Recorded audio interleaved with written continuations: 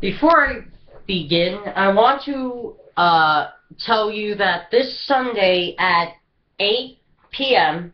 on NBC is the live 40th anniversary special of Saturday Night Live, and I will be watching it because that's the only time when the veterans of SNL are coming back for this one specific show, and that's the only time I'm going to watch it. And then when the 50th anniversary, if there's a 50th anniversary, I'll watch it then again because it's the veterans from the show coming back. Especially Eddie Murphy. It's going to be his first time back to SNL since it was 30 years that he got fired from there by Lorne Michaels for being too, I think, cocky, was the reasoning he got fired because he thought he was better than everybody else on the set, which, I mean, don't get me wrong, I mean, he was the better cast member than Chris Rock came in, and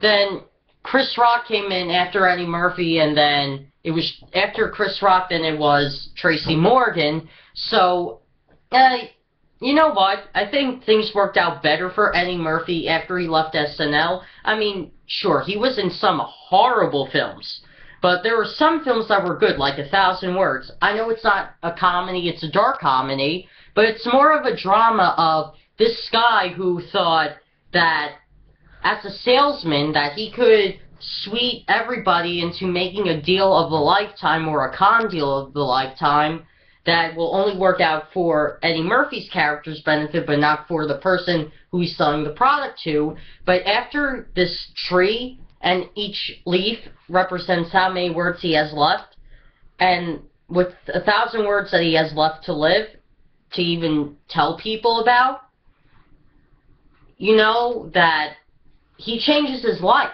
by the end of the movie, and it's a really great film. Now, there are some films that he could have done without, like,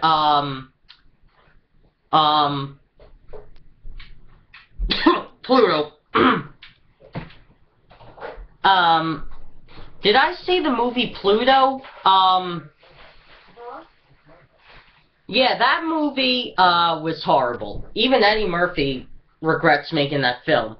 But all actors regret making a bad movie every now and then. George Clooney regrets making Batman and Robin. And I know it looks like a toy commercial, but it's still an entertaining film to watch. So, anyway, just wanted to let you guys know about that. But speaking about films, while we're talking about the categories of film, the Oscars are on this month. I think they're on the 23rd. I'm not entirely sure, but I think that's when they're on.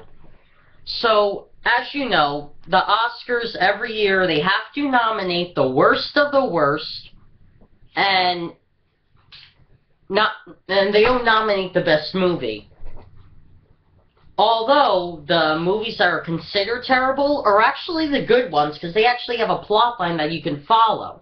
While at the Oscars, they have to nominate the crappiest CGI films of all time. Although I will say Selma, The Judge, and something else,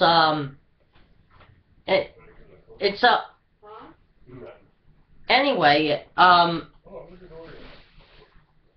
it's the other film that I think I've seen on demand that is being nominated, and those three films I'm actually happy they're nominated because they were good. Although I want to see the movie Selma, I haven't seen it yet, but I have high expectations that it's a good movie.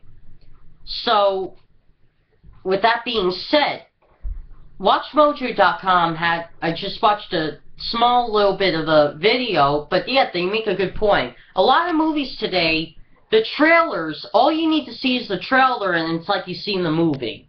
Because they show you the whole movie in 2 minutes of the trailer.